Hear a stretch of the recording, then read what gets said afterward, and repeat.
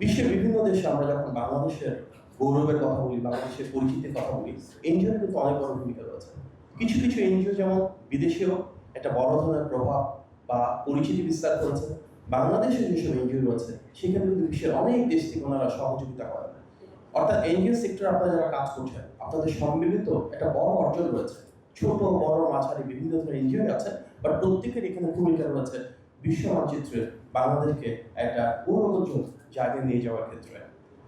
সেই এনজিওর গুরুত্ব আমাদের মাননীয় প্রধানমন্ত্রী অনুধাবন করেন বলেই আজকে প্রধানমন্ত্রী কার্যালয়ের অধিভুক্ত এনজিও বিষয় গুরুত্বে তিনি কিন্তু তার আস্থা বজায় একজনকে দায়িত্ব দিয়েছেন এবং আমাদেরকেও নির্দেশনা দিয়েছেন যে কোনো বিষয়ে যেন আমরা বিভিন্ন এনজিওর সাথে কথাবার্তা বলি, সলা পরামর্শ করি, আপনাদের যে মতামত রয়েছে তার আলোকেই অ্যাটলিস্ট ইমপ্লিমেন্টেশন বা যে কোনো পলিসি বাস্তবায়নের ক্ষেত্রে আমাদের কার্যকর উদ্যোগ গ্রহণ করি। আজকে আমি এখানে আসার সময় যতটুকু জ্ঞান নিয়ে এসেছিলাম, যাওয়ার ক্ষেত্রে কিন্তু অ্যাটলিস্ট পরিবেশ সংরক্ষণ কিংবা বৃক্ষরোপণের ক্ষেত্রে অনেক বেশি ঋদ্ধ হয়ে অনেক বেশি তথ্য ধারণ করে যাচ্ছি, সেটা আপনাদের কথার উপর ভিত্তি করি। সো এই নলেজটা তো একটা গভর্নমেন্টের জন্য খুব ইম্পর্টেন্ট। একটা গভর্নমেন্টের দায়িত্ব কি? মূলত পলিসি ফ্যাসিলিটেট করা।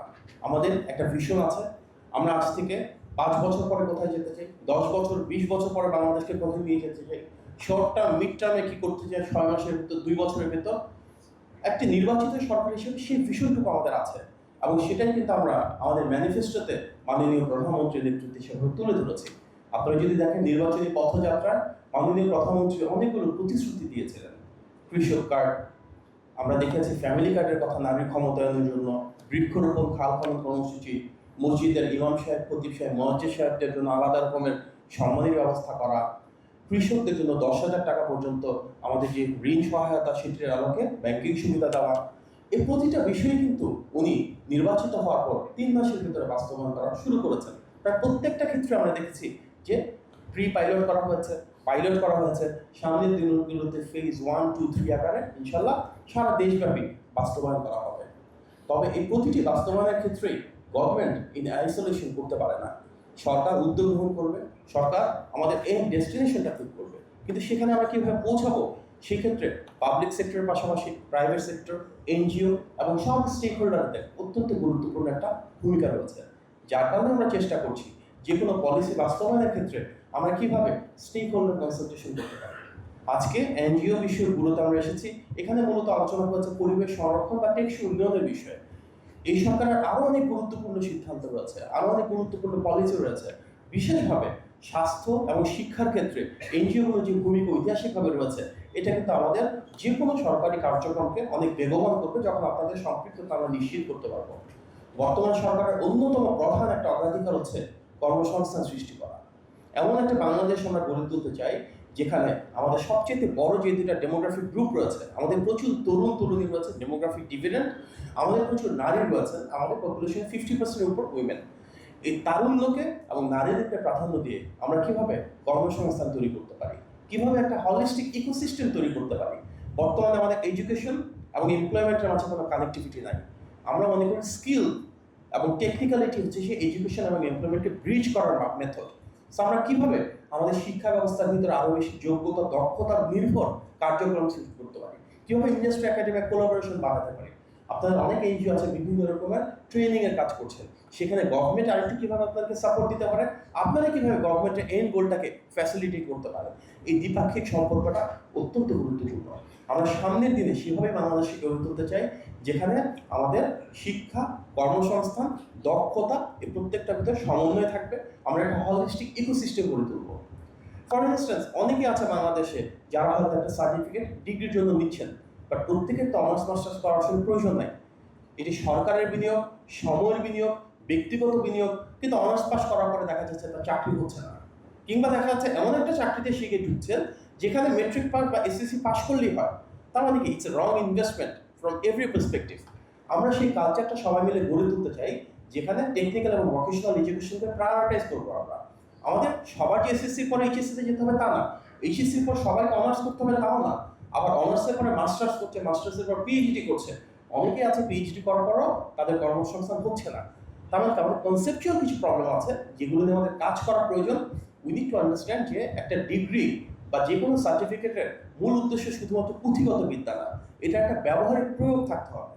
শিক্ষার মূল উদ্দেশ্য সুনাগরিক হিসেবে গড়ে তোলা, একটা বাংলাদেশের ভালো নাগরিক হিসেবে আমাদের সততা, যোগ্যতা, মেধা, সৃজনশীলতার প্রয়োজন, সেই শিক্ষা ব্যবস্থায় কিন্তু আমরা গড়ে তুলতে চাই।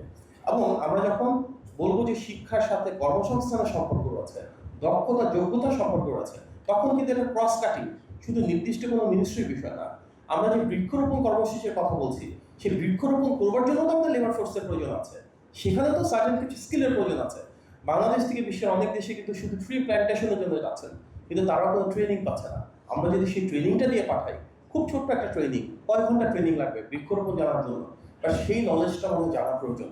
তো আমরা যদি আমাদের টোটাল ইকোসিস্টেমটাকে সেভাবে ডেভেলপ করি যে সরকারের যে কোনো পলিসি বাস্তবায়নের ক্ষেত্রে আমরা স্টেক হোল্ডারদেরকে ইন্টিগ্রেট করবো, বেসরকারি খাত এবং এনজিওর মতামত দিব, যে কোনো প্রয়োজন আপনাদেরকে ইমপ্লিমেন্টেশন পার্টনার হিসেবে এম্পাওয়ার করবো, তাহলে কিন্তু আমাদের এই পথযাত্রাটা অনেক বেশি সহজতর হবে। প্রিয় সুধীবৃন্দ, আমরা দেখেছি যে গতকালকে আমাদের নির্বাচিত সরকারের মেয়াদ না, কিন্তু নির্বাচন থেকে 3 মাস পূর্ণ হয়েছে। তো এই যে 3টা মাস হলো, তার মানে কি জনগণের বিশাল একটা প্রত্যাশার বোঝ রয়েছে আমাদের উপর। সেই প্রত্যাশা কি?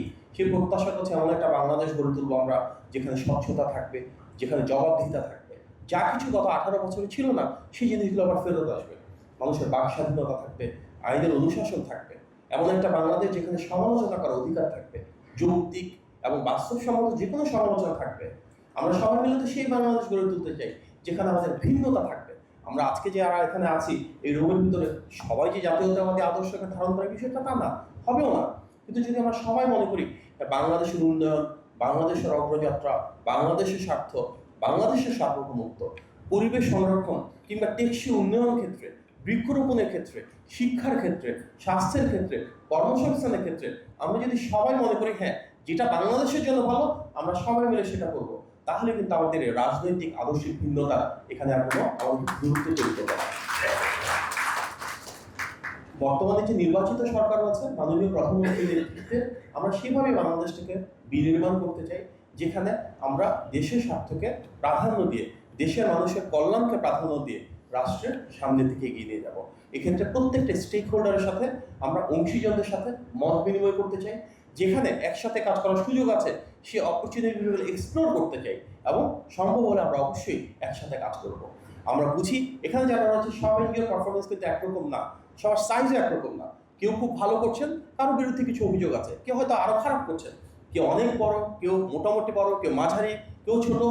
যে কোনো ইন্ডাস্ট্রিতে, যে কোনো ট্রেডে প্রত্যেকটা জায়গায় ভিন্নতা থাকবে।